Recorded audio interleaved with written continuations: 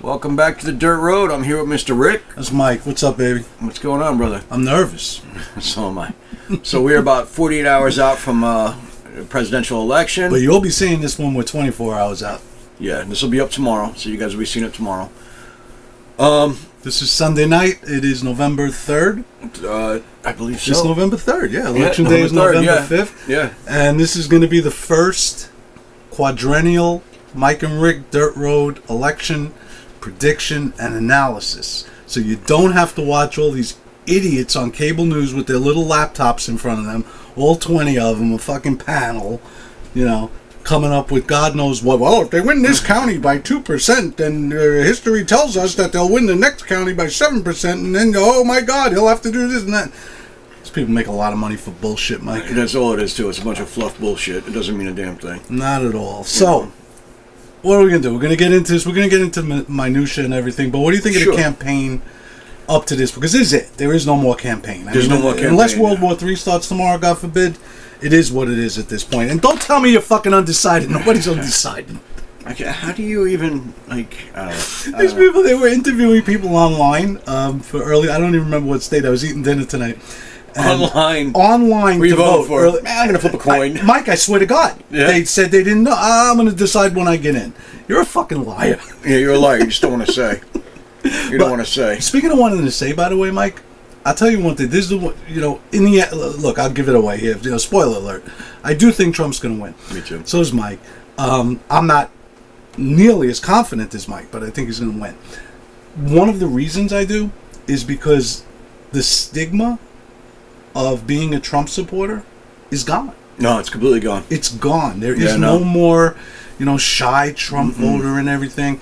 And I told you this months ago when we first started. Remember the night that Trump got shot was our first podcast? Yep. And I bought that Trump hat at the 7-Eleven in my very, very liberal neighborhood. Yep, everywhere. Everywhere. And Mike, every 7-Eleven had them. People wear, nobody says anything. It's a very different feel. It's like you got permission now. You know, to be a Trump supporter. I'm telling you, I drive all over New York every day for my job, and I go through just about every kind of neighborhood you could imagine, from the very, very, super high affluent down to, the most ghetto of the ghetto, and places where you would never see Trump regalia or memorabilia signs or whatever. I see them everywhere. Yep.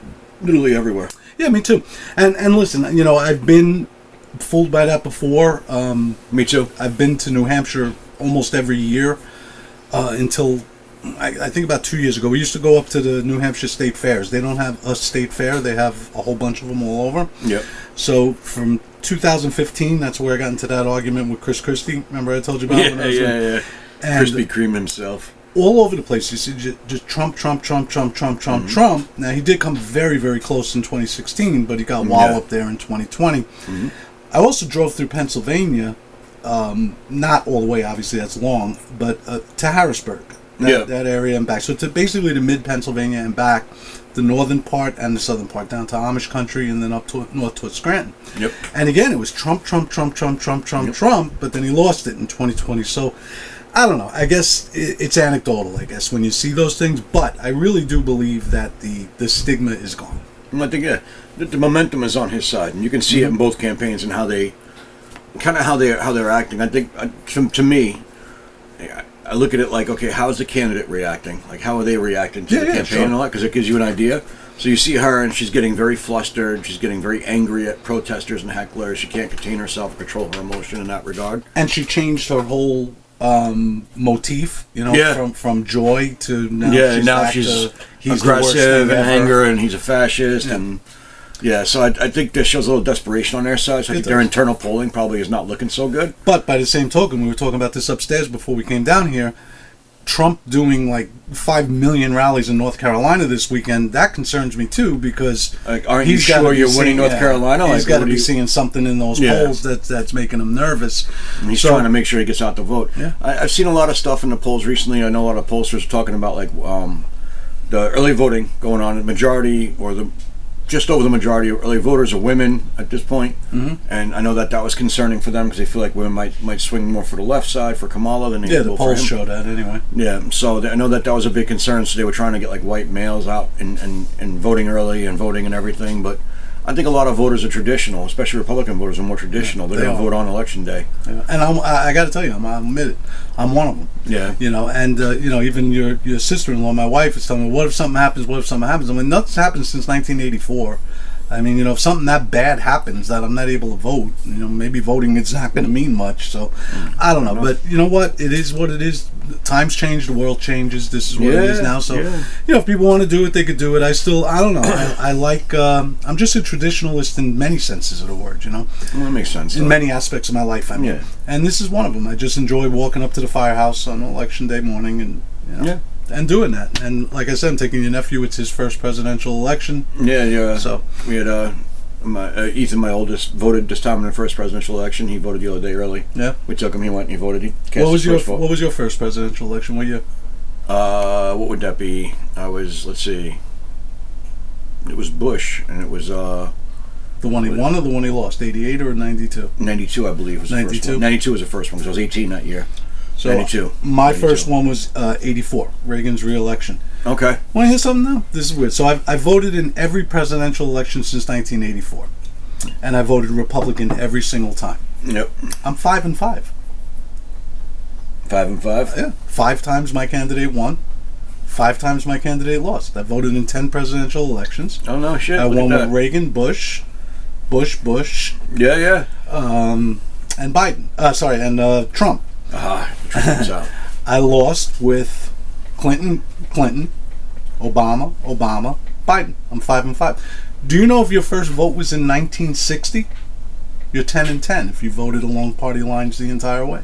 I didn't know that. That's Yeah. kind of cool, actually. Add it up. Every pretty presidential election from Kennedy through Biden. It's kind of Yeah. funny when you look at the way it swings, like the voting electorate swings in those directions, like Yeah. a little bit left, a little bit right, a little bit left, a little bit right. Yeah. You know, since Obama in 2008-ish or whatever, it's taken much bigger swings, obviously. Oh, yeah. Sure. No, we definitely live in Obama's America now. There's no doubt about it. Yeah, it's taking But bigger this swings. But this election, I think, will either solidify that if she wins, it cements it for a generation, or Yeah. it swings it completely back. or it swings back the other way. Yeah. Yeah. You know, I mean, we obviously came of age in Reagan's America. Sure. So even when Reagan was gone, and even when Clinton was president, you know, he was a fairly conservative Democrat. He was, yeah. And you had the Gingrich Revolution in '94. When the Tea Party came Yeah, up, and then you had all that. But then by the mid 2000s, when Bush started really losing his popularity with the Iraq War, and then you had the economic meltdown and everything, you know, we swung more left. And It paved the way for Obama's. so what we're going to find out in 2 days was 2016 an anomaly and just kind of like a little diversion from Obama's America, or Is this the electorate now really Trump's actually? America? Yeah, is it really becoming Trump's America? And Yeah, like we'll how- find out. You know how motivated are people to kind of turn things back to a different direction? Yeah, but that We'll find 5-5 stat, Mike. You know what that made me think is. Listen, let's be honest. I mean, this is just the truth. So many of our fellow Americans have spent the better part of the last 9 years, every day of their lives, angry, scared, sad at the fact that Trump walks amongst us. Yeah, Right? yeah. I can't be one of those people. If she ends up winning on Tuesday, you know what I'm going to do? My alarm's going to go off 5:45 the next day. I'm going to get up. I'm going to go to work. And you go to work. I'll come home. I'm going to hit the gym, eat dinner, watch a hockey game. Life will go on. I won't be happy, No, of course not. but I can't be like these fucking pathetic lunatics that just spend every day of their lives just, oh my God, Trump is alive. Oh my God, So Trump here's is here. a wild anecdote. Well, we were both doing a lot of research this weekend for this video update, and there's anecdotal stuff out there all over like X and some other social media sites of people saying, oh, I'm going to get a passport because if he wins, I'm leaving the country. Sure. They said that in 2016. But the weird one to this, the caveat and the weird one to this is you have a lot of the post offices, I guess, in a lot of these passport sections for the post office just saying they saw a tremendously increased volume that is actually delaying the processing because that many people actually applied. Like, how far do you have to take your virtue signal to prove it? You know what I mean? Like, really? Listen, goodbye. I mean, if you really want to, I'm not leaving if That's their Kamala choice wins. to make. I'm not leaving. I mean, I'm not going anywhere, right? Me neither. I mean, You know? if she wins, I just hope and pray that the Republicans win the Senate so they could block some of her appointments and Because everything. you would balance it out again. Yeah. Again, if she wins the presidency, I would. Okay, I don't think she will. But if let's say she won the presidency, I think if you saw her win the presidency, that you would probably see a Republican Senate majority and a Republican Congress majority. Yeah, maybe. And that would balance things out a bit, and it would mute her ability to really do anything too crazy. You know? Yeah, well, I think they're going to win the Senate regardless because that's It just the seems way like they have map- West Virginia locked in, and I think just they the way have the map falls Montana this locked year. in. Yeah. So- And they're not defending nearly as many seats as the Democrats are. It's just the way the Senate map no, works. I think they're gonna. In 2 years, it's going to be the opposite. In 2 years, it's going to be way more Republicans defending their seats. defending than their seats Democrats. and Democrats. Yeah, And, we all know most of the time, 2 years into the presidency, that The first midterm election. they get clobbered in Congress. Most of the time, not all the time. So yeah. it does balance. It's not the end of the world. Listen, if she does get elected, I think life will be a little bit more difficult for our kids. Sure, know, well, it'll be economically. difficult economically for everybody.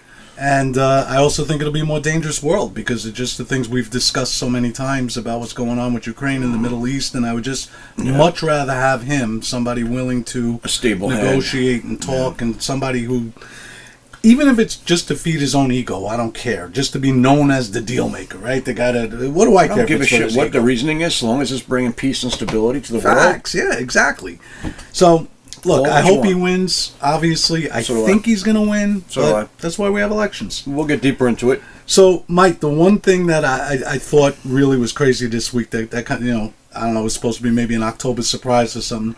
They had that comedian at the MSG rally, Tony Hinchcliffe. yeah. He's an insult comic, guys. I mean, come on. Well, That's what he does. it is, which is why you don't invite him to a political rally, I'm not saying it was the best place for him to be, but I No. think you got to put it in context to what he's saying. Like, But I didn't even get the joke. Like, what's the punchline? I mean, I heard it explained that supposedly Puerto Rico has an overload of garbage because of landfills or something, but is anybody supposed to know that before the fact? yeah, you kind of have to do if I got to do homework to understand a joke, It's not a really funny finding joke. the No, But I Biden- didn't see it as funny. I didn't think it was appropriate or proper. It wasn't I funny. didn't think It wasn't funny, appropriate. but- And whoever it was on his campaign that decided to turn that rally into the Ed Sullivan Show and have all this stuff needs to be fired. it was like 17 people came through there, right? Yeah, but come on, a comedian. But look, we've learned already. Nothing Trump says or anybody around Trump says, it just doesn't make that much of a difference. But Biden, being the stupidest president we've ever had, decided that instead of letting that possibly sink Trump and possibly help his vice president, he decided to call you and me garbage, and turn the attention to him. I've heard it said a lot, and I can't take credit for the original thought. What's that? But it did occur to me that Biden is purposely trying to torpedo her. It's possible. I just don't think he has the capacity to really think that through. No, and I don't get know. it done. Yeah, that's where I get torn on it because I'm like, all right, is the guy really there enough? But if he's sundowning, so if he's like, okay in the morning when he's rested and he can think clearly and he gets worse as the day goes on, he might be thinking clearly enough to say, you know what, screw this bitch, and he's torpedoing her. Listen, I believe there's a But part of that him was an awful thing for him to say because It it led was. to the to the garbage truck, which was genius. the greatest troll ever. I mean, that was the biggest. I saw him pull up in a garbage truck, and I almost shit myself. Oh my God. I And was then he like, wore the oh my vest. He God. wore the vest at his He wore the rally. vest at the rally. Now, again, I don't believe any of this is going to swing votes one way or the other. To be honest, if I'm being honest, I can't No, but imagine it would. It But definitely motivates his base to get out and vote. Though. it does, and it's just it's so different. It shows Trump different instead of his Yeah, usual, like a more humorous, like- which would be more of like an angry "fuck you" sort of a thing back to Biden. Instead, like you A said, little he more trolled. sarcastic and humorous. Yeah, and trolling. But I did hear from. I have a lot of friends, obviously, still working as law enforcement. I have a lot of friends working the polls all over the state, New York. And after that garbage thing happened, everybody know that was working early polling sites in both regards. Said they saw massive amounts of people showing up to the polls in garbage bags. Yeah. And apparently it was an issue a lot of times because the poll watchers, whatever, were saying, well, they can't really do that because it's advocating one side or the other.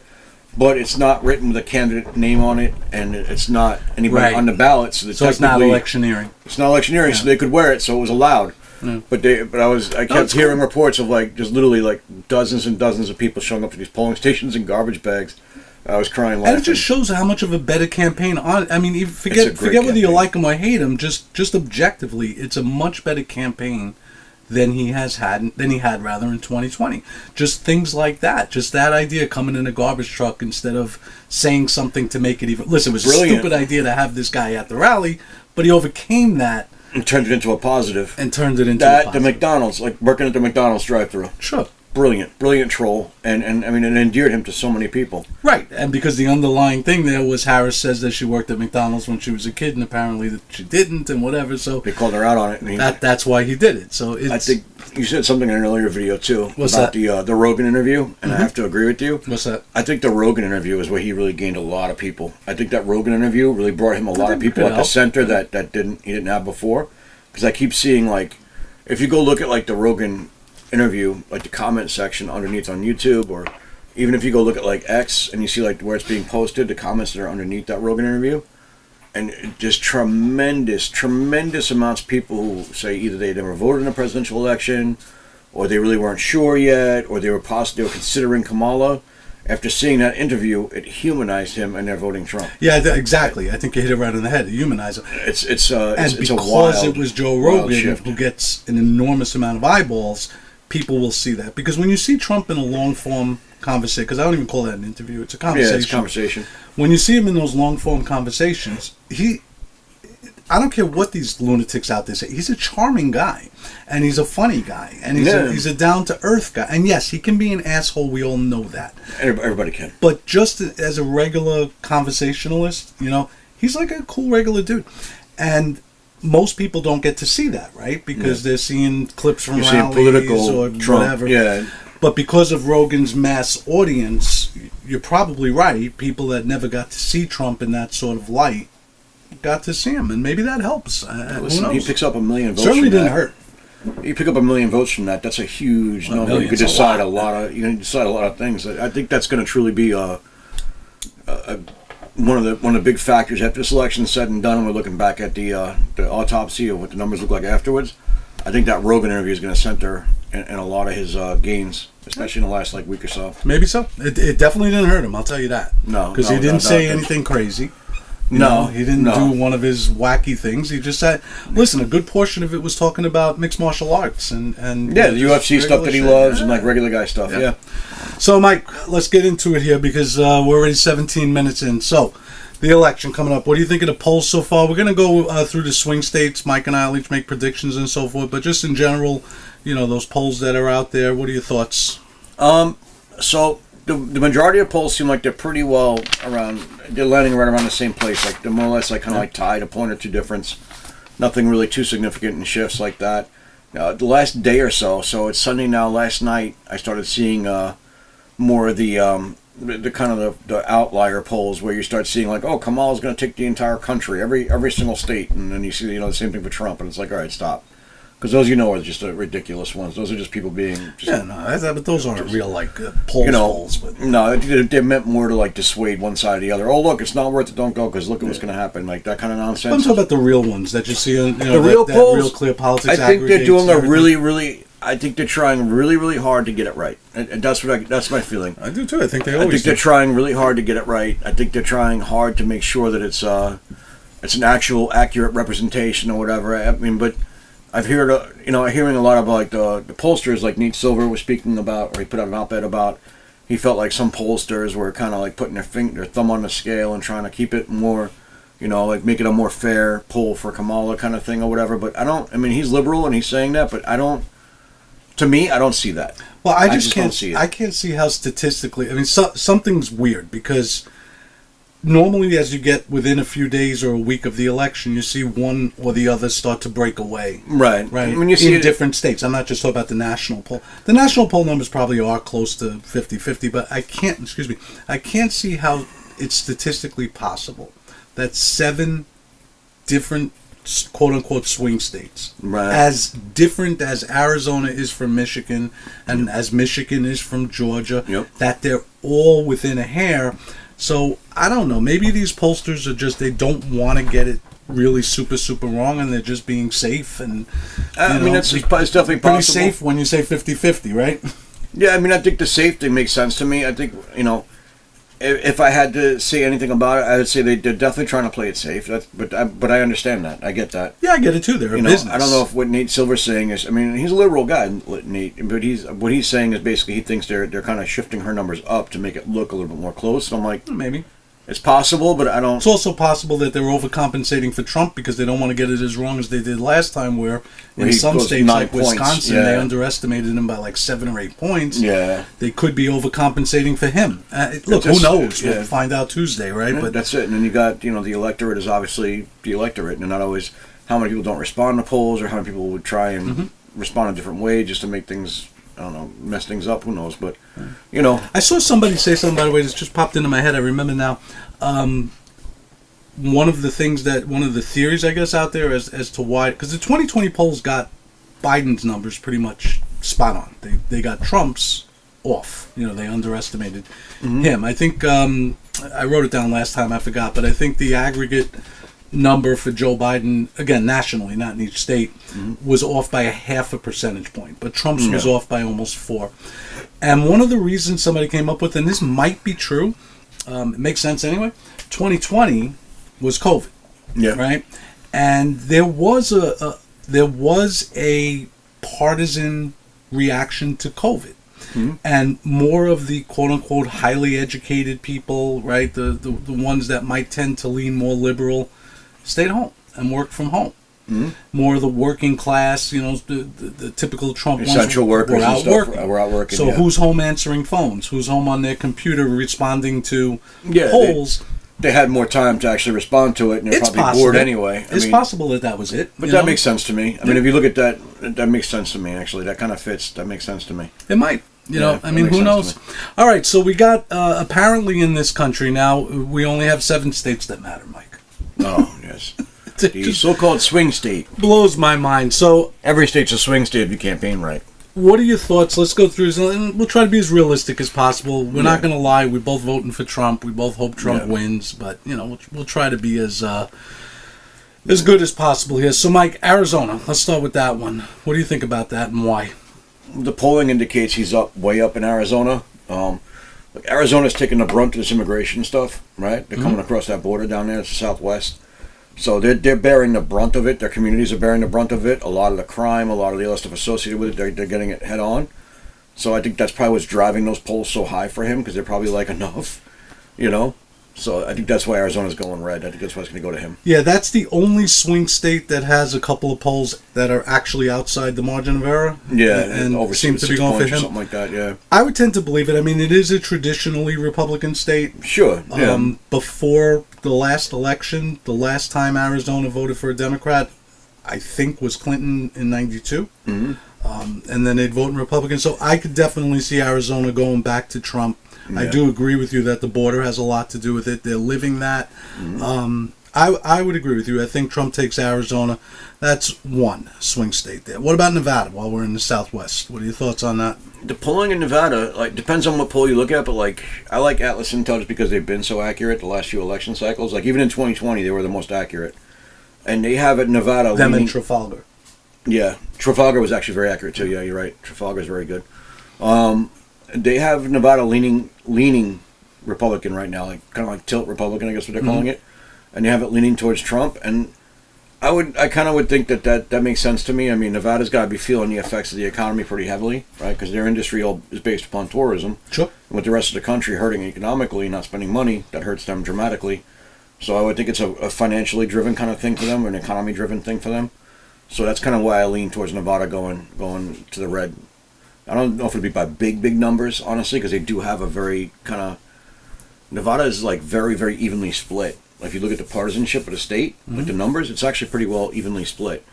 But I do think it'll lean to him just because, again, the economy is going to drive that this time. All right, so that state I'm going to disagree with you on. Again, I wouldn't be surprised if he wins it, but if we're making a prediction here, so I have to go one way or the other. I can't. Yeah, I can't absolutely. edge it and say I won't be surprised either No, way. no. I don't think if I had a bet that he would take Nevada for a couple of reasons. One, it's a tease state. The polls always show every presidential election that the Republican has a good shot at Nevada, and then it turns out that they don't. So it's the opposite of Wisconsin. In Wisconsin, they always overestimate the Democrat, and the Republicans usually a lot closer, even though they usually lose it. Nevada does that way. Also, Nevada's all about Clark County. It's all about Vegas and the surrounding areas. Sure, that There's like, drives the economic revenue of the state. Yeah, yeah, and there's like 17 people that live in the rest of the state. You know? Well, no, you got like Reno and Clark County. Yeah. So Reno's very liberal. It's basically Nevada's San Francisco. Yep. Right. It's very close to San Francisco too. Well, not very close, but you know, proximity wise, yeah, it is. Yeah. Clark County. You know, I've been there a million times. Me too. You know, it's very, very heavy union. Yes. The service workers union is very, very influential there. Yes, because it's all the hotel industry and all the service industry and all the unions. And they have a great ground game. They can get people out. They can knock on doors. They could do things. That makes sense. Yeah, I definitely think Trump can win it, but if I have to choose one way or the other, I think it's going to be the same as the past 6 elections. It's a tease. You know, it makes it look like the Republican is close. The polls always show Republican close, and then in the end, the Democrat wins. So that one I'll disagree with you on. Okay. All right, so we agree on one. We disagree on one. Okay. All right, let's move towards the South, Mike. What about Georgia? Georgia, I think Georgia was a tough one for me. I was on the fence about Georgia because the demographic changed so much over the last few years. Because you had such an influx of people coming from like the Northeast and everywhere else, kind of moving down south into Georgia. But from everything I'm seeing, I still think Georgia goes red this time. I do. I know Biden took it last time by like a half a point. Very small, yeah. No, very small margin. It was like a matter of like 5,000-6,000 votes or something like that he won by. I think that Trump did enough work, and I think that he's got the momentum there. I think he's going to take it this time. When you saw like there's something like over 20% of the black voting community now is like declared voting for Trump. You know, that's a ridiculously huge number. That is like catastrophic for the Democrats. And I think that, you know, Georgia's, you know, has a high population of black Americans. That's going to drive that electorate out. I mean, you do have Stacey Abrams and others there who are very, you know, committed, and they got great ground game. They do. They have great, like, resources and great ground game to get their people out voting. Look, the Democrats have a great ground game. Yeah, period. You know. Although the RNC has actually stepped up their game this time under Whatley and Lara Trump. They really have. They've gotten a lot better. This election cycle much better. I hope so. But I do think he takes it. I don't think it'll be by big margins, though. I know some people are saying he'll take it by massive margins. I don't see that. I don't see Georgia going by big margins. I think if he takes it, it'll be like a point or two at most. But so this is funny. So I agree with you. I agree he takes it. Slightly different reasons. I don't believe this 20% black vote for Trump. I don't believe it. I won't believe it. I'd be thrilled if he got 11, 12%, because that would be that's still almost historic. It's still catastrophic numbers for the Democrats, yeah. And again, when you say, you know, the black vote, the Latino vote, it's kind of it's misleading, right? Because where? So if he's gaining, you know, black support, let's say in New York, it ain't gonna make a difference. That's not the same in Georgia, yeah. But if he's gaining it in Detroit, if he's gaining it in Atlanta, you know, if he's gaining it, then that's a big deal. So to say, I really like when pollsters come out and say the black vote. I think it's almost racist, because do black people in Georgia think the same way black people in Michigan do, or black people in California do? You know what I mean? No, I get what you're saying. I'd be interested to know where, but I do think he takes Georgia, and I disagree with you. I think he takes it comfortably. It has been leaning left lately. I've been hearing about this for years and years and years, that Georgia's going to become a purple state and blah, blah, blah. He barely lost it.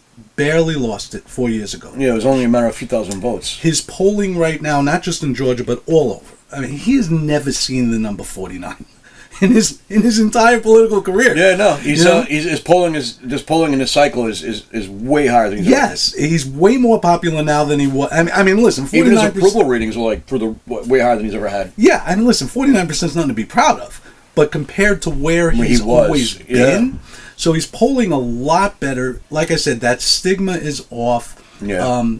Georgia, yes, I understand demographically you're right, and it's leaning more and more purplish and so forth. They have an extremely popular Republican governor down there. Yeah. They do have a ground game because, you know, the Secretary of State is Republican.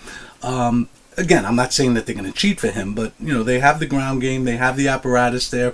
It's been a traditionally Republican state since, I don't even know if Clinton won it. I assume he did, but if he didn't, then Carter would be the last one to have won it as a Democrat. Right. So I wouldn't be surprised to see. I think that's almost a definite for him. Again, I don't know, but I think it's almost a definite for him. Mm-hmm. And I would not be shocked if he wins that by 3-4 points.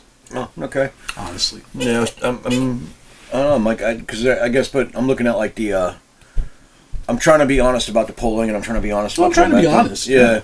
So, but you make excellent points, though. You do. You make excellent points, and I didn't think about that, but you're right. Listen, I don't know. I could be shit backwards here. He may lose it by 8. I don't know. This is just what I think. We could be completely backwards and everything. We'll find out. I think he wins it, and I think he wins it fairly. I'm not saying he's gonna win by 7 points, but I think he wins it fairly comfortably. With a pretty good margin. Yeah, I 3.5, 4 points, whatever.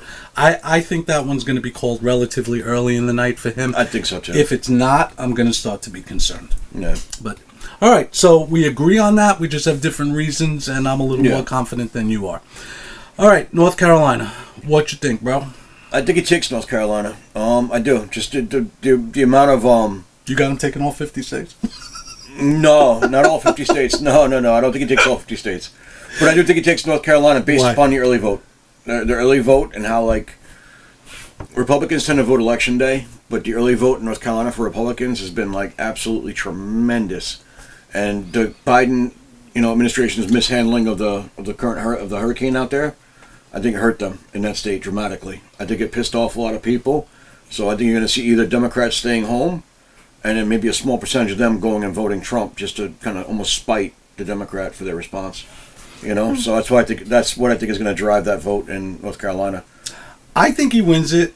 If we would have done this video a week ago, I would have been very confident. What I said to you upstairs concerns me. Trump's doing a billion rallies in North Carolina this weekend. You only do that when you're trying to shore up support. Yeah. So he's seeing something that's in the worrying that him. We're not. Yeah. The thing that worries me about North Carolina, I think it's going to be razor thin. I do think he'll win it, but I do think it'll be razor thin. North Carolina has a ton of Northeastern transplants. Yes. How many people have headed down dozens and dozens and dozens, right? So it's a place that's a lot of what the southern states. That's there's so much Northeastern transplants. But especially there, like it doesn't seem to be affecting South Carolina or Alabama or things like that. And even Florida has gotten more and more Republican, even though they have Florida's gone completely. Yeah. We're not even talking about Florida, where three cycles ago that was the swing state. Swing state, yeah. So I agree with you. He takes North Carolina. I do think he's going to sweat it out, though. I'm a little worried because of these rallies that he's doing there. I'm a little worried because of all the Northeastern transplants, and they do have a popular Democratic governor there. Yeah. But look, I said he was going to win Georgia. If he wins Georgia, I can't see him losing North Carolina. See, I kind of feel the same way. I feel like if he takes Georgia, he's going to take North Carolina. Yeah. Because I think you kind of... It's weird how some of those states kind of go hand in hand like that. Exactly. But it's definitely one of those things where you see like they do. They kind of go hand in hand, and I do think he takes North Carolina. So I have to say he's taking North Carolina, even though I'm worried only because it would make my Georgia pick look stupid. Like, how could he win Georgia and lose North Carolina? But stranger things have happened. Things have happened. I do think he wins that. I think that one might be the nail biter. I'm more confident in Georgia than North Carolina. What are the other swing states here? Let's go up to the so-called blue wall. All right, Pennsylvania.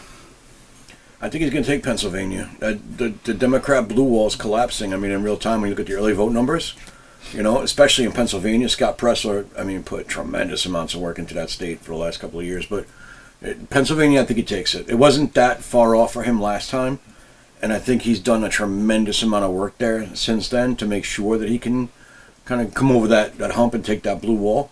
And if you look at the early vote numbers for Democrats, again, I think what you're seeing is like almost like Democrat apathy. Like they're kind of like they're just not turning out. Honestly, it seems like because the early vote numbers for Democrats are like way, way down. And in Pennsylvania, does Pennsylvania register people by party? Is it one of the states that does? I know. Yeah, they track it by party there, and the early vote for like the Republicans in Pennsylvania has been like dramatically higher, whereas like normally the Democrats would have like. I don't remember the exact numbers off the top of my head. I'll give you like the made up numbers, but just to give you an idea, it was like 500,000 when it was the blue wall in Pennsylvania, and they're at like 200 and something at this point. So like the apathy, basically, what I'm trying to say, seems to be present for Democrats in Pennsylvania. It seems like they're apathetic about it. They're really not turning up in numbers, and I think that's what's going to lead to him taking Pennsylvania. All right. So I'm going to pick that Trump wins Pennsylvania too, only because I picked him to win the presidency, and I can't imagine he wins the presidency without winning Pennsylvania. But I'll give both sides here. They also have an extremely, extremely popular Democratic governor there. And Josh Shapiro, he's very popular, and he's bipartisan popular there. Yeah. So. And Pennsylvania is one of those places, like I told you before, that when I drive through it, and I have driven through it many times, you would think you're in Alabama. I mean, it's just Trump everywhere. Trump The everywhere. momentum is there, yeah. But it was it was. Here's why I think he really will win it, like just from an analytical standpoint, not just because I'm rooting. It was, not razor thin, but it was very close in 2020 when everything was against Trump. The mail-in ballots, Pennsylvania was the one that was one of the states that changed their rules at the last minute and all of that stuff. He was up against Scranton Joe, and it was still really, really close. I mean, I think 40,000 votes switching over, he would have won it. Right? He would have won it, yeah. And that was with COVID. That was with him being, pretty unpopular at the time. That was with, again, Biden claiming that as his home state. That was with all the changes with the mail-in ballots and all that last-minute stuff. And he still almost won it. With the wind at his back, which I do believe it is now nationally, look, it comes down to the same thing as always with these kind of states. These states that are, 90% rural, and then you just have these two blue pockets, hubs, right? Pennsylvania and Pittsburgh. The Pittsburgh area I could see going more for Trump because that's more working very class. similar to Ohio. It's working class, and it's more.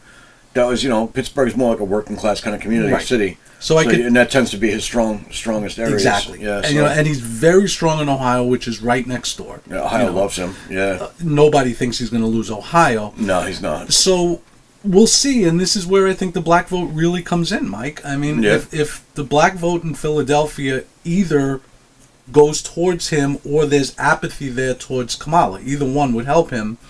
That's going to be the key. Because I think you see a combination of both, right? Yeah, we'll see. I mean, listen, again, I don't know. I obviously can't speak for black people in case you can't tell.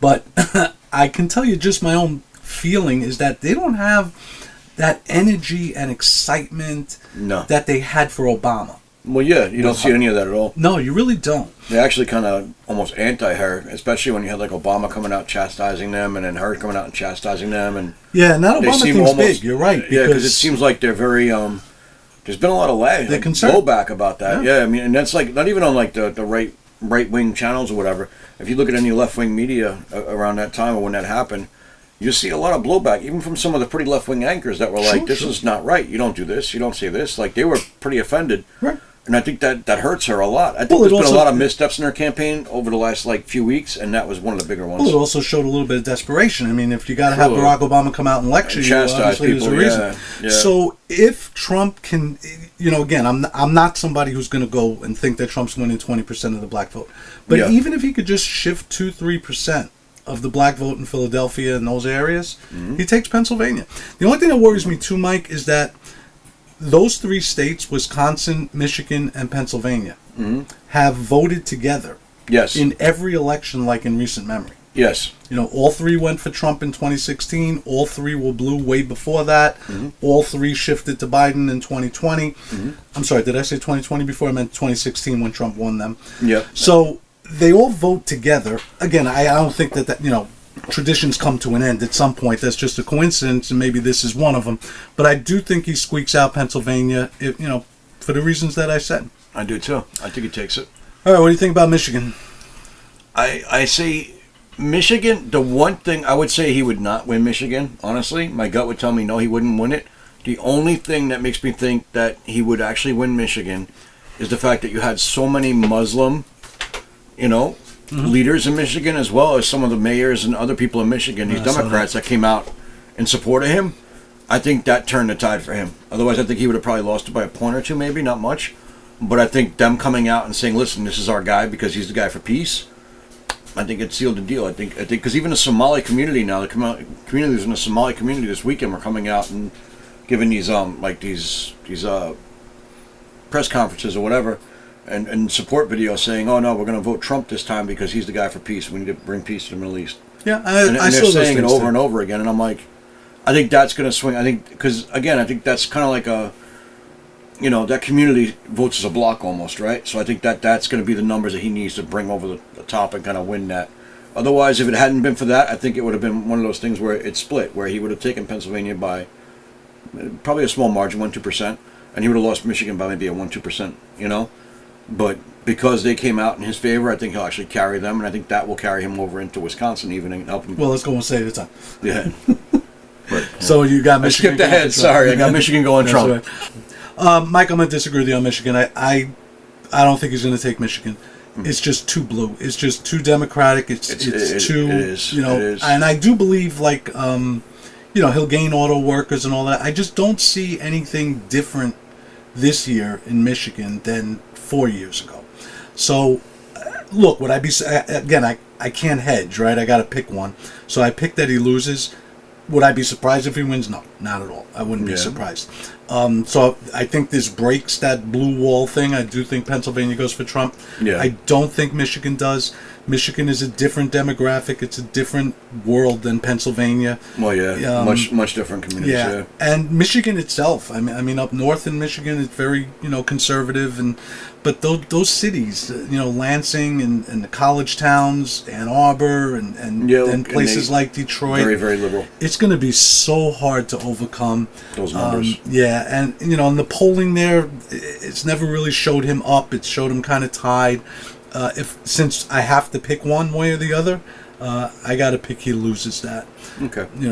I get it though. I get it. Like I said, the only thing that makes me really honestly feel like he. I got it. The Arab thing, yeah. Because they're swinging. I think that'll just enough to take him over the top. Yeah. The only thing that concerns me about that is I don't know if that's the Arab population or Arab leadership. I don't believe people. The same thing with unions. Union leadership endorses candidates. That doesn't mean union membership votes that way. Right? And I don't go for this, community thing. I think Arabs have brains, and they may listen to their so-called religious leaders or not. secular leaders. Yeah. I just find it too hard to imagine. Again, would I be surprised if he does? No. But since I have to pick, I think that one goes to Kamala Harris. So we disagree on that one, and we disagreed on Nevada. We agreed on the other ones, but for different reasons. Yeah. I have much more confidence in Georgia than you do. Yeah. You seem to have much more confidence in North Carolina than I do. Yeah. All right, we got one left, Wisconsin. What do you think about that one? Wisconsin, I feel like Wisconsin goes to him just because the other two are going to go to him. And I think it's I think the momentum in Michigan and Pennsylvania will kind of carry over into Wisconsin. And I don't think it'll be by a large margin. I don't think he's taking this thing away. Like, I don't think he's, running away with it. I don't. I think he takes it, but I think it's by a small margin, Any particular reasons, like rationale? So with Wisconsin, my rationale for Wisconsin is this. You have the states like Pennsylvania, Michigan, Wisconsin, they kind of all go, they're very similar demographically for the most part. Not completely, but they're similar enough.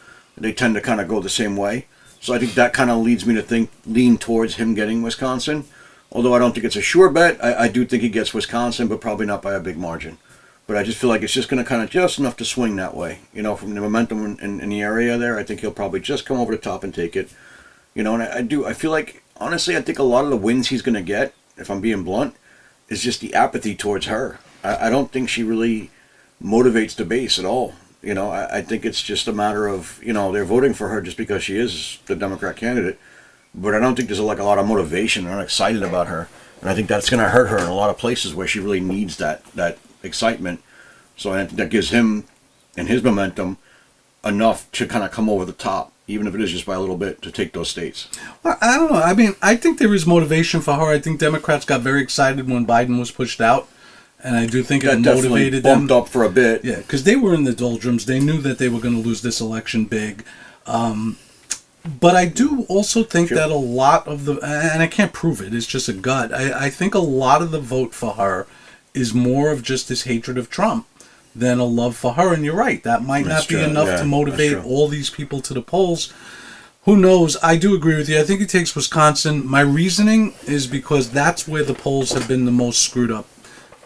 With Trump over the last two elections. I mean, they had Biden winning, I think the aggregate at the end was by 7 in 2020, and he won it by like a half a percentage point or something. Yeah, about half a point, So they've been just unable to poll Trump properly in that state. In Wisconsin, yeah. Same thing in 2016. It was a little better than it was in 2020. It wasn't as far off, but it was still off. Yeah.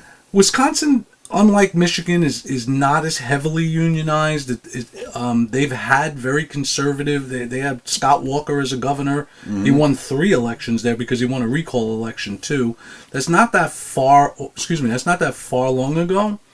So Wisconsin can, they also have their college towns. Madison is very liberal and so forth, but that's it. Wisconsin has voted Republican, in the past statewide elections more so than Michigan. They had a Republican governor recently, maybe 10, 12 years ago. Schneider, I think his name was Snyder. But he wasn't like a conservative like Scott Walker. And just the polling, like I said, the polling in Wisconsin has been so far off. If they're even slightly off now, Trump wins it by 2-3 points. Yeah. Right? Because they have it basically tied, or Trump up by 1, her up by 1.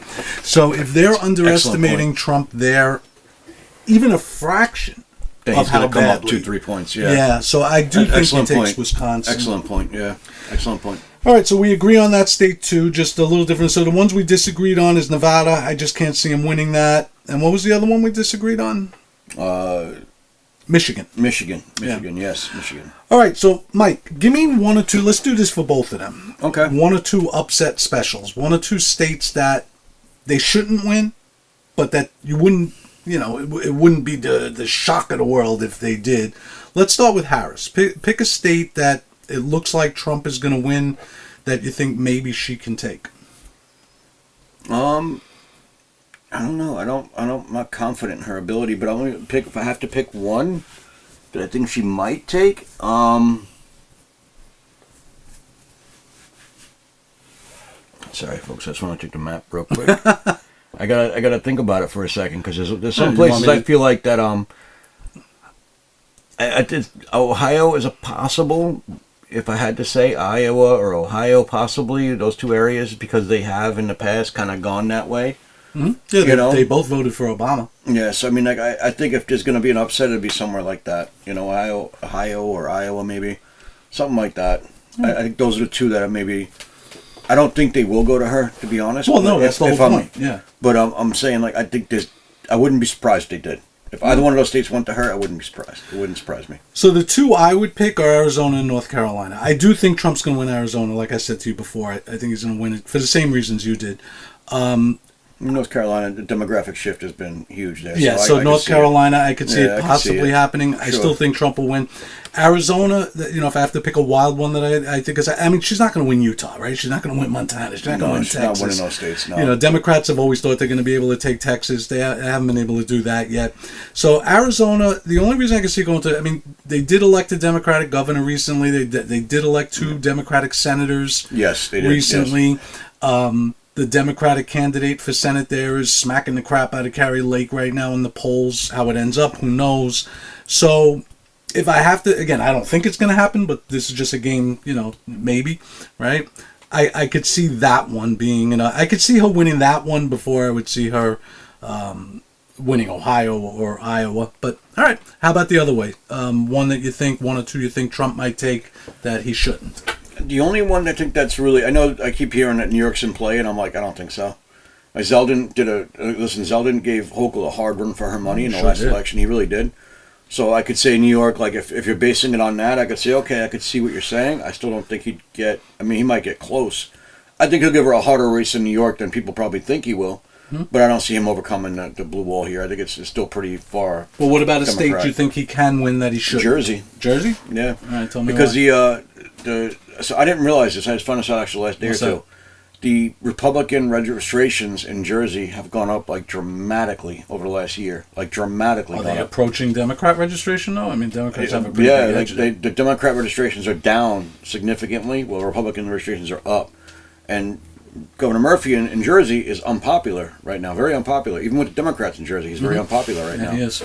So between the 2 of those 2 factors, I think that might give enough of an edge for, like I said, the apathy. If the apathy kicks in, because they're not happy with Murphy, they're not going to be happy with Kamala right now. And if they stay home and the Republicans show up, I think there could be an upset win in Jersey. Okay. That's my reasoning. I don't know that that's going to happen. I'd love to see it happen. No, probably not. That's the whole fun of this. We're just picking one that's wild. But I think it's pretty. I wouldn't be too surprised if it happened.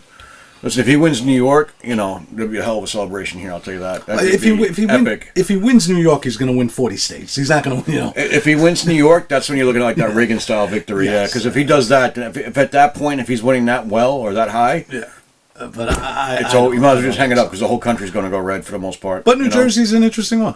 My one that I think he could take that he's not supposed to is New Hampshire, for a bunch of reasons. One, he lost by a hair against Hillary Clinton. I know he got smacked in 2020. Yeah, but he lost by a hair. But Hillary, he did, yeah. New Hampshire is a very interesting state politically. People are very civic minded. They have an enormous state assembly. They're very politically oriented. They're very independent. They tend to go against incumbent parties a lot. True. And they have an extremely popular Republican governor, Sununu. Sununu is very popular who's there, yeah. on his way out. He's term limited. Kelly Ayotte is leading big in all the polls there. So, unlike Vermont, they do have a Republican base there. They do. No, they do. They have a strong independent base that seems to, like, they're very... New Hampshire, I wouldn't... Yeah, that's actually a good point. I don't think he's going to win there, but I'll tell you right now, if I woke up Wednesday morning and I saw New Hampshire colored red, I would not be shocked. Yeah, I really wouldn't be shocked. Now, it doesn't have enough electoral votes to swing the election, I guess, like Jersey would. Yeah. But that would be my upset special, Mike, for him. For her, it would, Arizona, do I think it's going to happen? No. Do I think it's going to happen for him in New Hampshire? No. But, just for fun we'll to find pick out. one. Yeah, we'll find out. So Jersey would be the one that would surprise me. New Hampshire, though, I think would be surprising, too. Yeah. If he took Jersey and New Hampshire, And listen, if he takes New Hampshire, there's a chance he takes Maine. I mean, without a doubt, possibility. Yeah. But all right, so crazy stuff. We both think Trump's going to win. The momentum seems to be there, and it seems like he's got this kind of. Yeah. I think it's his race to lose now. Honestly. I mean, you're much more confident than I am. Like I said, if I had to bet on it, I would bet him. Yeah. Mike, I got to say this. I got to admit this on air. It's not the reason. But it's like such a good bonus. I want Trump to win so badly because I think he's going to be a better president, and you know how I feel about foreign policy. Yep. But just the icing on the cake is to see these fucking lunatics, like Joe Scarborough and all these people with their Nazi this and their Nazi that, to see them miserable. I want to see that stupid girl with the glasses screaming like she did. Remember that video? The meme, yeah. I actually do. The meltdowns. The meltdowns will be epic. Those will be fun. I mean, just the fact that, because I will not have listen, I'll be disappointed if Trump loses. I think it'll make you're going to get up and go to work and live your life. Yes. I mean, it's not going to be the end of the world. It's not going to be the end of America. I do think it'll make things harder. Sure, for a generation. I'm sure hoping she doesn't get elected, but I can't be pathetic like these people on the other side. And there's really just a part of me that just wants to see them fucking miserable. I know that's terrible, but I do. I am confident he'll win, and I am extremely excited because he really did assemble the Avengers. He assembled the Avengers, right? You've got RFK, Tulsi Gabbard, Elon Musk, J.D. Vance, Ron Paul now is willing to get on board. Like, you've got this really very broad spectrum politically of people who are willing to come in and restore the government to a place where it actually functions in the way it's supposed to. And he learned a lesson from his first And he time. knows, and that's why I think he assembled this group like this, because he understands that this is what's going to take to really fix it. I still see him praising Mike Pompeo and Lindsey Graham, people like that. I don't get that, but I think you're right. I think he's trying to kind of play the politics game with that and just make sure that those people who support them kind of stay with him. All right, maybe. So he's probably throwing him a bone just so those people stay with him, but... Lindsey Graham's the devil. Okay, Mike Pompeo's an idiot. They're just awful. Well, he's not an idiot. I shouldn't say that. He's a smart guy. He's a smart guy. He's just not a very moral one. No, he's a neoconservative. Let's bomb whoever we want to bomb sort of a guy. But look, he learned a lesson the first time, and I know you disagreed with me about his first time. And I said that just somebody, just looking at it from a historian's perspective, somebody who can't win a second term, I find it very hard to call them a great president. If he wins this, it's like he was reelected. Yeah. And I think he has an opportunity to be a great president. Yeah. And I know second terms are very hard because since the 22nd Amendment, you're a lame duck. It's hard. He's going to walk in, and they're already going to be talking about 2028 right away, right? It's really tough. Yeah, they're just going to be talking about who succeeds him and what they're going to be able to do. Which is why, me personally, I hate the 22nd Amendment. I don't see any reason why we're not allowed to vote for a president a third or a fourth time if we want him, but it is what it is. See, I feel the same way about that, and it's funny because I was always big on term limits for Congress, and I've kind of changed a little bit recently on that just because I feel like it maybe limits things in a way that I hadn't thought about, and that's a big reason why. Right. I mean, and it affects both parties, right? I mean, Yeah. Obama was young enough to run for a third term, Sure. certainly. So was George W. Bush. Yep. Right? I mean, I never understood the reason why if somebody wanted either one of them for a third term, but whatever, it is what it is. So I know it'll be tough for Trump to come in, but here's the one thing I did want to say. Political realignments fascinate me. Just looking at how, The things electorate change shifts, yeah. over time. If Trump wins this election, he's probably going to win those 3 upper Midwest states, right? Or Yeah. at least 2 of them. And that would be an incredible political shift in America because Yeah. the upper Midwest has been Democratic forever. Yeah. And if he wins them, he'll have won them twice and barely lost them once, Yeah. right, Yeah. in 2020. And at that point, that's 3 election cycles. And you can say after 3 election cycles that there's a shift. Yeah, the generational shift. 'Cause Yeah. You're not going to see that change for a generation. So if you see that upper Midwest voting for Trump now, there's a good chance that that's a Republican stronghold. In 28. Yeah, for a while, right? Yeah. Now, by the same token, if she wins, she's probably going to have to take Georgia and North Carolina in Yeah, order she's to going win. to need them, yeah. So if she wins those, and that would be Georgia's second in a row now going Democrat, we could be seeing a political realignment in the South. Yeah. Where they go back, they Back were to being Democrat Democrat, forever, yeah. right? They still have a very strong, most people down South, they don't vote Democratic, but they're registered Democrats. Right. It's just family stuff. They've been registered Democrats Democrats their forever. whole lives, and how they vote it doesn't Yeah. reflect, though, yeah. So that's one of the things that just stepping back from my own political wants, which is obviously Trump, I'd be Yeah. fascinated to see because this election, I do believe, will show a new realignment in politics, one way or agree. the other. I agree. Either the Democrats get back that upper Midwest and maybe now start taking some of the South, Yep. or the Republicans now keep the South. And they've made inroads, and like I said, that would be 2 out of 3 elections that upper Midwest voted Republican, and once That's a barely generational lost. shift, yeah. And that's a big shift in the in the electoral scheme in America. And I think it would be fascinating. And we'll be back after the election to dissect we the will. whole thing. We'll go through the numbers state by state. We'll look at everything, the way everything shifted, any big surprises, all that. Yep. All right, but get in those comments. Let us know what you think. Show us your predictions. Tell us what you think he's going to do, what he's not going to do, what she's going to do, what she's not going to do. Yeah, and remember that's there for posterity, guys. So you better be normal with those predictions. Yeah, don't be a tell crazy me person. Kamala Harris is going to win Montana. Yeah. Okay, and don't tell me that Trump's going to win California, because if you do, we're going to call you out. Yeah, that's the longest of long shots right there. Have a happy election day, Mike. It's Yes, sir. I'll be at the hockey game on Tuesday night. The Islanders I'll are playing the actually Penguins. be here. I might be on the air on Tuesday night. We'll find out. We'll let you know. I'll keep you posted. All right. Mike, Rick, thank you next again, time brother. I see you, we will have a new president-elect. How exciting is that? And it's going to be pretty good, people. All right, folks. Have a good night, We'll see you in everybody. a couple days. Thanks for staying with us for all this time. Yeah, it was a long one.